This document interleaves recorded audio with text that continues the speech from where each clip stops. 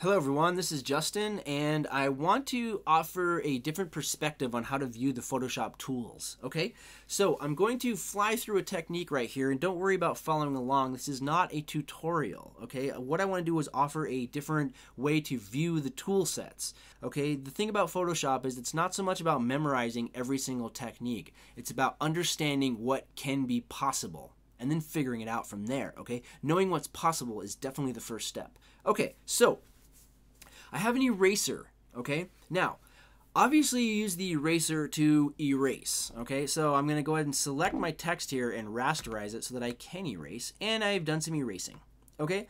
Now, if I close this and open it back up and decide that I don't like the way I erase this text, okay, obviously I can't even read box right here, I'm out of luck unless I want to retype the text and re-rasterize it, okay? Now imagine if you've cut something out that's quite complicated, or you've brought something in and done a lot of work and you only use the eraser and you later realize that that's not what you're looking for. You're out of luck. That's a lot of work that you've lost right there, okay? So rather than using the eraser to erase, I'm going to actually use the brush tool, okay? And obviously we use the brush to paint, so there I've done some painting with my brush, okay? That part's the obvious part, right? It's called a brush. However, we can actually create a layer mask, okay, and then make sure that our color set to black right here, and we can do what seems like erasing as well, okay? And that might seem counterintuitive. We're using the brush to erase, okay, instead of to paint. Now, if I come over here and I invert, you can see that what I originally erased is the information is still there. It's still available, okay? Now I can actually come back here,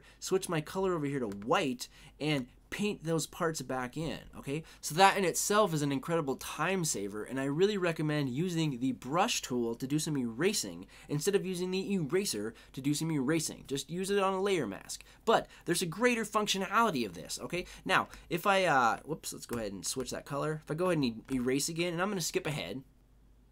Okay, so I've skipped ahead, and again, if I invert this, that information is still available. Now, if I actually duplicate this layer and then invert the top one and then move it over a little bit, I'm kind of giving this effect that the particles are breaking off, or maybe this is actually made out of crumbling sand or something like that, okay? So I'm going to come over here now and show you this statue that I was working on. This was originally just a photograph of a statue.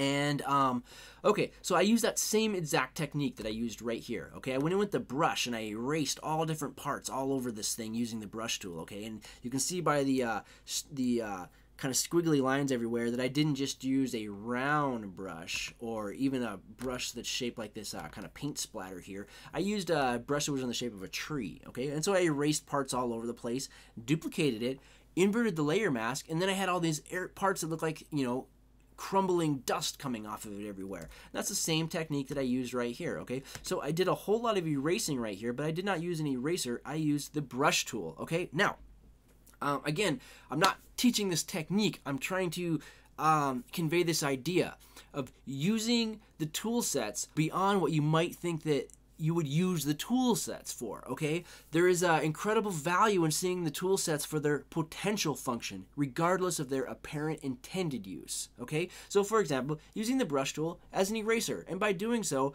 there's a whole lot of functionality that comes out of being able to do that I wouldn't normally be able to do with an eraser.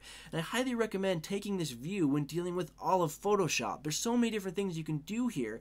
In fact, get in there and just experiment. You might come up with some technique of using a particular tool that was intended for one use in a new way that no one's even thought of before, okay? And so being able to think outside the box like that is going to offer you a greater level of creativity as you move on with your work. So be a pioneer.